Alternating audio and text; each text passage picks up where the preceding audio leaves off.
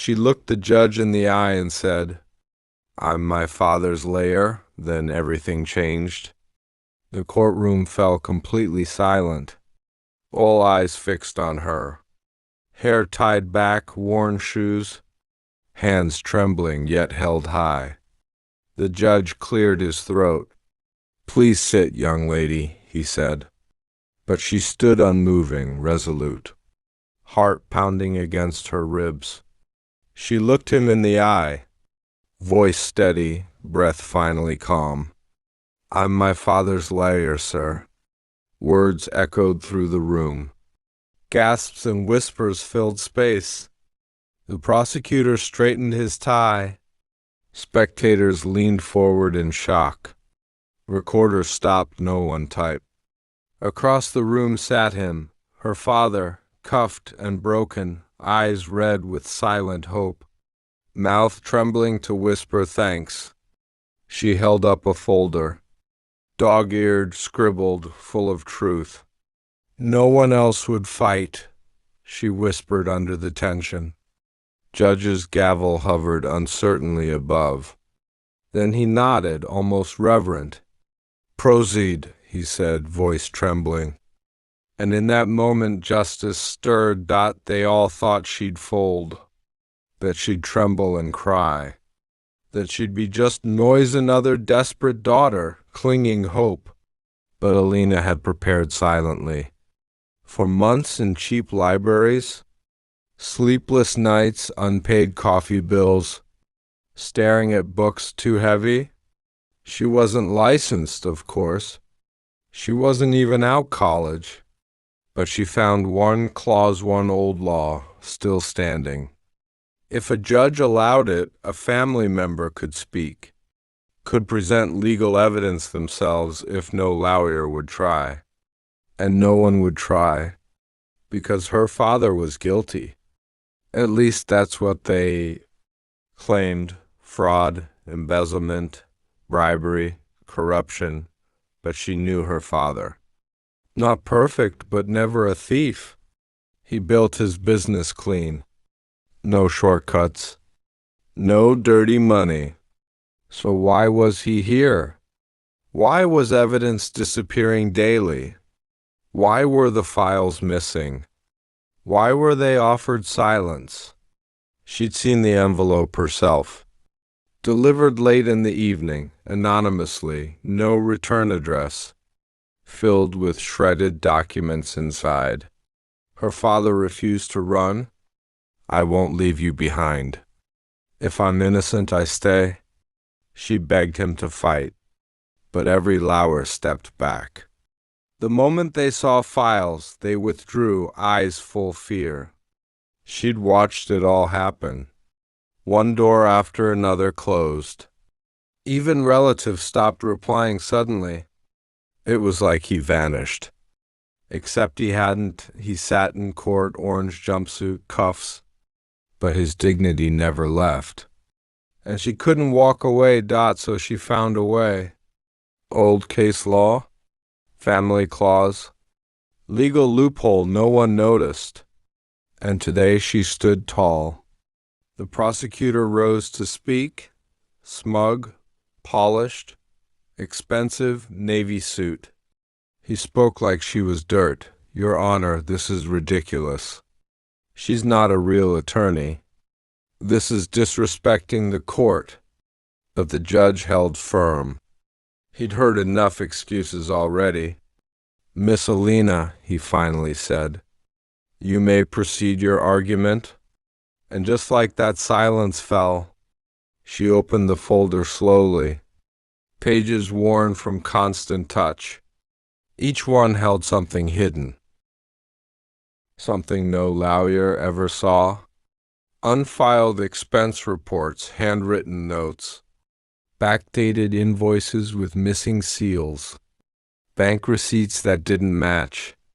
But then came her centerpiece, a USB drive, nearly missed, found inside an old trophy.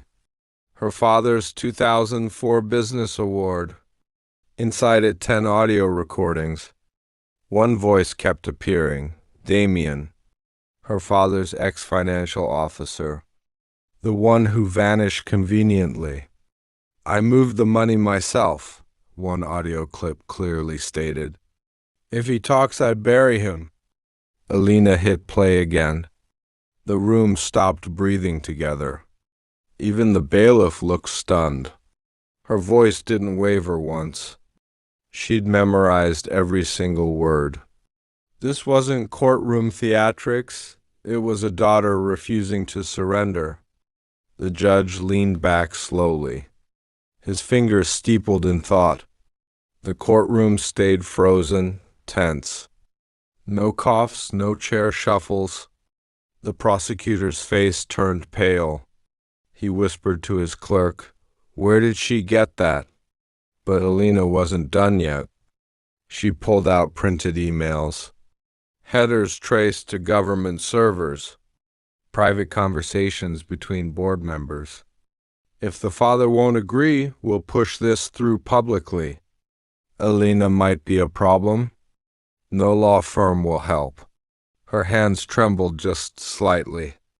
Not from fear, but raw emotion. She'd kept this all inside. The judge finally broke silence. "These are serious accusations, miss."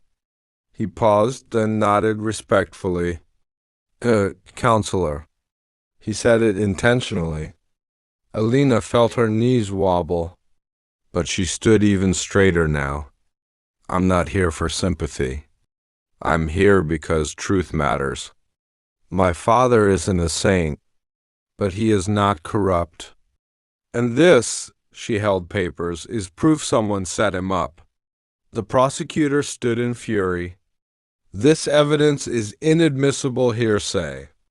These tapes could be fake." But the judge cut in.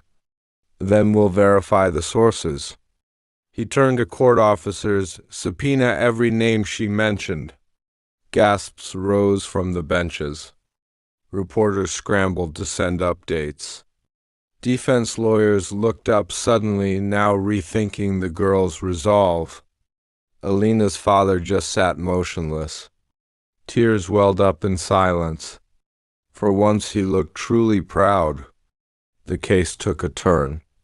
Not just that day permanently. Over the next few weeks, more names began to surface. Damien was located overseas, in a luxury villa hiding. Interpol arrested him mid-flight.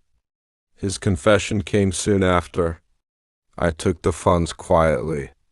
He tried to stop me, so I framed him completely." Every document matched Alina's work. Every guess she made correct. Every missing piece now uncovered. 6 board members were indicted.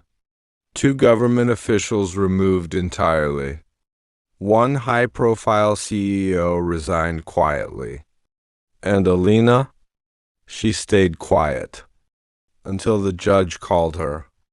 Weeks after the case closed, he invited her to chambers. "You changed this court, miss," he said with a smile. "You prove justice isn't degrees. It's courage. It's stubborn truth." He handed her a letter. It was sealed Harvard Law School. "Someone pulled some strings for you. You've already passed their interview." She couldn't hold tears now. It had all been worth it. She turned to thank him, but instead, she just whispered, "From my father, always." 3 months had passed silently. The courtroom chaos had faded. But for Alina and Dad, life was only just beginning. Her father was reinstated honorably. The media finally told truth. Not of scandal, but of redemption.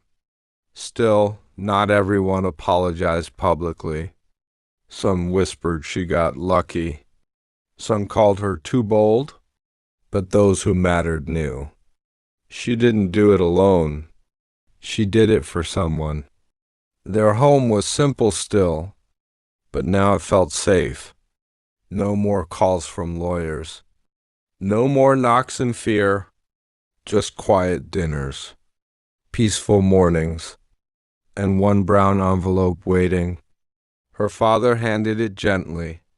"It came for you today?" She opened it with hesitation. Inside, a formal job offer. New York legal aid office. They'd seen her courtroom fire and wanted it on their side. "Your story reached the East Coast," the letter said in ink. "Your courage inspired junior staff. Come teach them what you know." She folded the letter quietly, eyes watering, heart full again.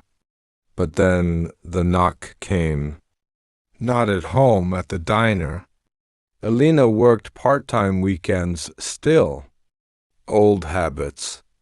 Simple living. A man in suit entered, older, graying, eyes like hers. "I knew your mother once." Alina froze, breath catching fast. She was brilliant, sharp, unafraid. She'd be proud of you. She'd never met her mother. She died when Alina was 5. Or so she had believed. The man left a card. "Call me. There's more history, more truth. About your roots. Another twist. Another chapter. But for now, just silence. Just Alina staring through glass." She looked out at people. Busy, distracted, always rushing past. But inside her, steady fire. Not revenge. Not anger. Justice. Not for one man only, but for every silent soul. Every wrongly accused or ignored. Her story wasn't done yet. It had only just begun. When the headlines faded and the claps died down, what was left was quiet. No cameras. No reporters. No judge's gavel. Just a girl and her father relearning how to breathe again. For the first time in years, he made coffee without trembling. She folded his laundry without checking for court documents. Their life wasn't lavish, but it finally felt like theirs. He'd pick her up sometimes after her evening classes, just like he used to before the world collapsed. And on Fridays, they went to the pier, bought 2 paper cones full of greasy fries, laughed like time never paused. But under those smiles was something unspoken, something lingering between them. Not guilt, not pain, but a quiet understanding that life had changed forever, that even peace carried scars, that even freedom had cost. Because trauma doesn't knock first. It walks and takes a seat and stays for dessert. And even though she won, even though she fought, it didn't erase the fear that it could happen again. To someone else. To a father like hers. To a girl like her. So Alina did something hard. She told her story again and again. In community centers. In legal workshops. In high school classrooms where no one expected her. She told the truth about what justice really looks like, about how it feels to be unheard in courtrooms built to protect you. She told them, my dad didn't need a hero. He needed someone to believe him. And that message? It stayed, it spread, it moved people. One night, a girl cried outside her session at school. She told Alina, my brother's locked up too. They say he's a criminal, but I know he's not. Alina didn't say much. She just sat beside her, and in that moment she remembered the feeling of being helpless, of watching someone drown while everyone else walks by. And she promised herself this story wouldn't stop with her father, because justice wasn't a destination. It was a decision made again and again, for every voice unheard, every truth twisted, and maybe That's what her mother would have wanted all along. Some nights she still heard the knock, the one that changed everything, the one that took her father and left behind silence. It wasn't a memory. It was muscle, etched in her spine, like grief wearing shoes. People called her brave, strong, fierce, but no one saw how her hands shook after every courtroom speech, or how she still avoided looking at police cars, how she still checked if the front door was locked twice. Justice wasn't a trophy, it was a weight, and some days she carried it alone, but she did it anyway. Not for applause, not for revenge, but because she remembered what it felt like to be powerless. And every time she stood up, another girl somewhere found the courage to raise her voice. A daughter, a sister, a student. Because of her story, one school changed its policy. One community started offering free legal help to low-income families. One young boy didn't get taken away, because this time there was someone who knew the law. She didn't save the world, but she started something. A ripple, a crack in the silence. A reminder that the system could bend when people stood up and refused to break. 1 year later, on her 19th birthday, her father made her a cake, lopsided, burnt edges, frosting way too sweet. But it was the first time he smiled without apology.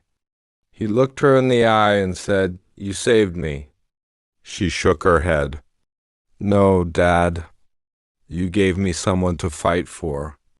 Sometimes justice doesn't come in courtrooms. It comes in kitchen chairs, in healing hugs, in shared meals and second chances. And maybe that's what real justice is, when love becomes louder than loss. The courtroom was no longer a battlefield. It had become a bridge between what happened and what could still be made right. She started giving talks in small towns, in schools, at shelters, not as a hero, but as a reminder that pain didn't have to be a prison. It could be a purpose. Every time she told her story, someone cried, someone stayed behind, someone whispered, "I thought I was alone." She'd just nod, because she once thought so too. Then one day, someone slipped her a letter, folded, worn, left behind in the front row. Inside were only 7 words: "You helped me forgive my father." And that's when she knew her fight was no longer about the past. It was about what people could become after the worst had happened. Her father now worked at a local nonprofit, quiet, still limping, still healing, but he showed up every day. Not because he had to, but because someone once didn't give up on him. And in some ways, that courtroom was where they both got their lives back, not just from the system, but from the silence, from shame, from guilt. Sometimes justice isn't a verdict, it's a voice. And sometimes that voice belongs to a teenage girl who once stood trembling in front of a judge and said, "I am my father's lawyer." Ready for the twist section? This next part reveals a deeper truth that changes how we see everything before it. It started with a phone call, a year after the trial, a Tuesday, rainy, forgettable, until it wasn't "Miss Taylor." The voice was firm, federal, not local. "This is Agent Reed. I need to ask you a few questions. It's about your father." Her stomach dropped. Not again. Not after everything. They met at a federal office. No cameras, No windows. Just a man in a gray suit and a thick file, with her father's name stamped on the cover. Before the trial, Agent Reed said, "Did your father ever mention where he worked before the construction site?" She blinked, shook her head. "No, he was always just, Dad, hard hats, overtime, nothing else." The agent leaned forward. "Are you aware that your father held a level 3 government clearance for 16 years? The air left her lungs. "I think," the agent continued, "you deserve the truth, because you're already in it deeper than you know." He slid over a document. Black lines everywhere, classified, restricted, unseen, except one detail, left unredacted. A photograph. Not her father. Not in any version she recognized. He was standing beside two other men, wearing military badges, inside a remote facility. Behind them, a glass chamber. And inside that, a young boy, tubes, monitors, no eyes open. "What is this?" she asked. "Why are you showing me this now?" Agent Reed looked tired. "Almost sorry. Because your father was part of something that was never supposed to exist. And now it's resurfacing." "This isn't real," she whispered. But even as she said it, she knew it was. Agent Reed didn't blink, didn't soften.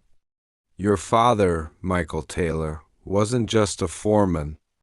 He was part of an off-books program called Project Gateway." "What kind of project?" Her voice shook. The agent flipped another page, showed her document-scrambled logs, abbreviated reports, a blurred child's photo that looked eerily familiar. Project Gateway was designed to create cognitive surrogates. Children trained to retain memory structures far beyond human norms, for espionage, for field retention, for manipulation. "Manipulation?" she asked. Agent Reed nodded. "They could be coached to become anyone. Speak like them. Think like them. Argue like them." He looked her dead in the eyes. "Even represent them." She froze. The word rang like a bell. Represent. "You think I was part of this?" she asked, trembling. He didn't answer. Instead, he placed a birth certificate on the table. Her name, a different year, a different city. A guardian listed, not a mother. No father. Just initials, GW, federal custody. "That can't be me," she whispered. "My father raised me." "Did he?" Reed asked. "He loved you, protected you, but he didn't raise you, not fully. He received you." Everything inside her began to tilt. "I'm sorry," the agent said, "but you weren't just your father's daughter. You were his safeguard." "Safeguard?" Reed leaned back.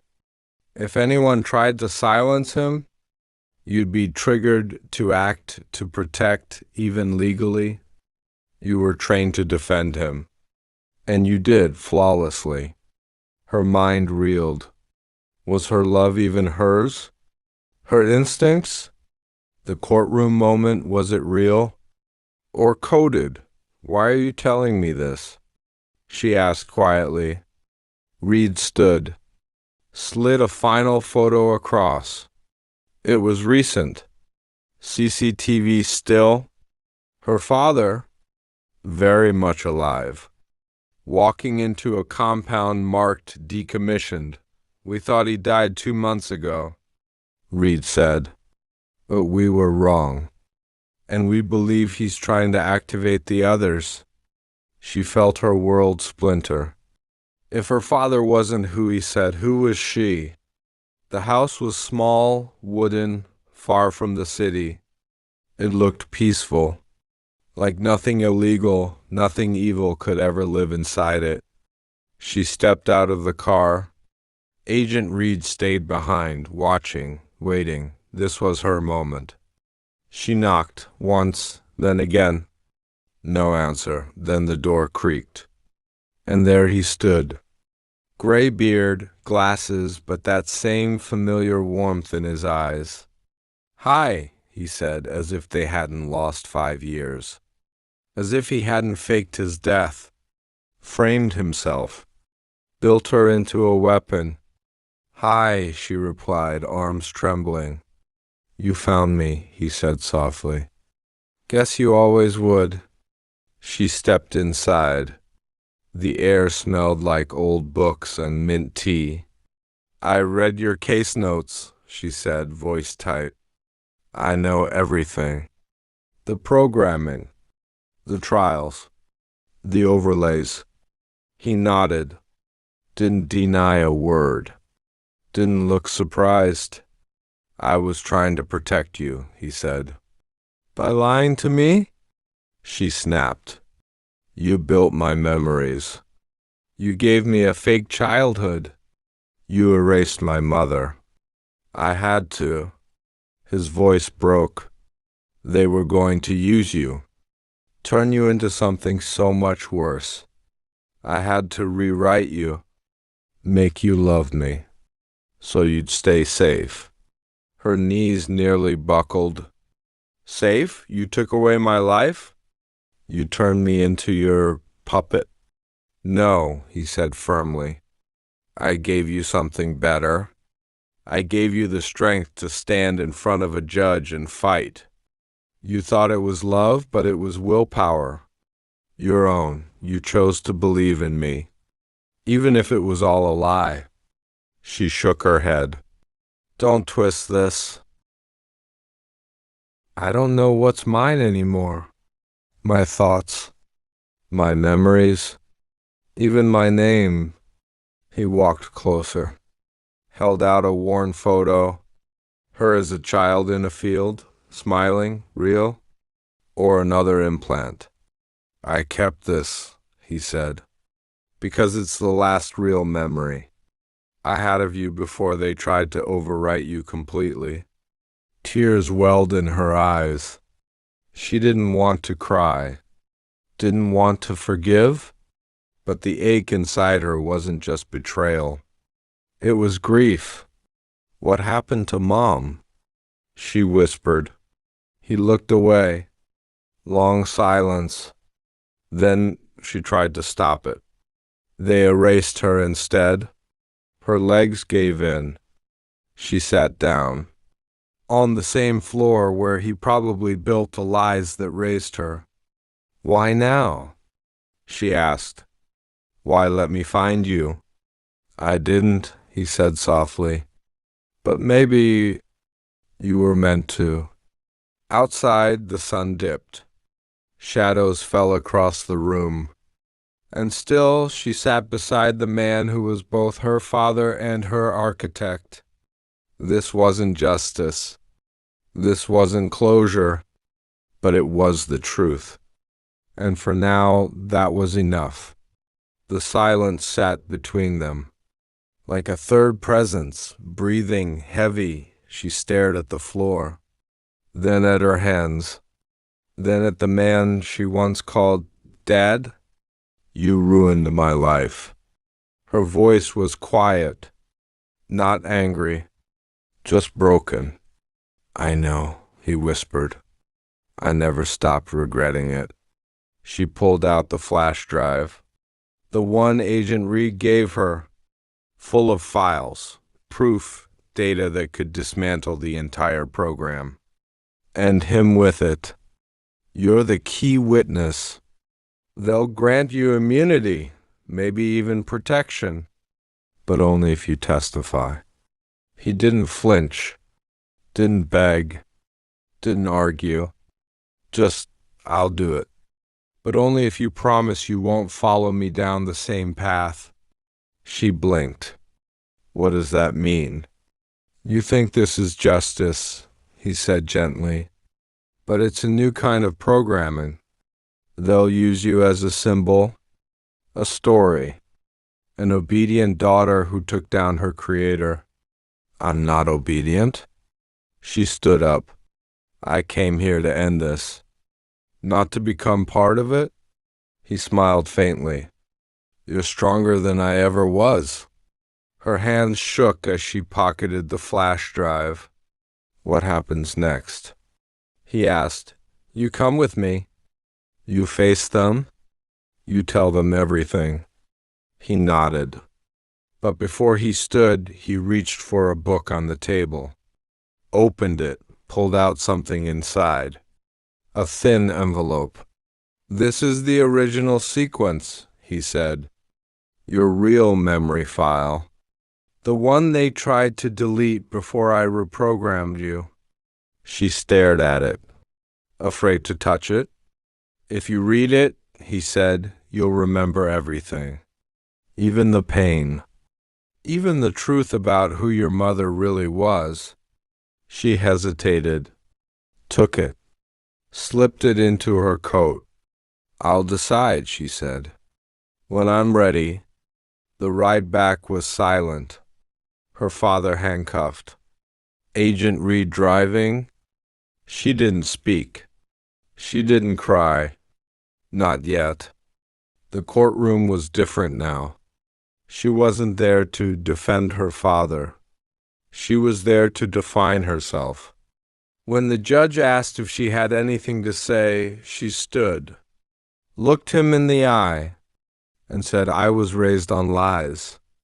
But today, I speak the truth, not just for justice, but for the girl who lost her mother, her name and her childhood to a system built on control. My father created a version of me he thought the world could love, but I'm not her anymore. I am my own memory, my own voice, my own verdict, and I choose to speak for myself for the first time. There was silence, then a single clap, then more. She walked out. The sun was setting again, same light, but she was different. Later that night, she opened the envelope. Her hands trembled. Her breath caught. And as the memories flooded back, one image stayed. A woman, laughing, arms outstretched, calling her by her real name. She smiled and cried, not for what was lost, but for what was finally found. Somewhere, someone is still waiting for answers. A daughter, a father, a truth hidden for years, all for control. And maybe, just maybe, you saw a piece of yourself in this story. If this journey moved you, if it made you feel anything, then don't scroll away. Subscribe for stories that don't just entertain. They make you feel. For every secret uncovered, every reunion delayed, every past that refuses to stay buried will be here, telling it. Tap the like button so YouTube knows you want more of this. Share this story with someone who still believes in redemption, or needs to. This isn't just a story, it's a mirror, and next time the reflection might be yours. Don't forget, new emotional mysteries every week. Real human feelings, unreal twists will be waiting for you in the next story. Until then, stay curious, stay kind, and always question what they told you to forget.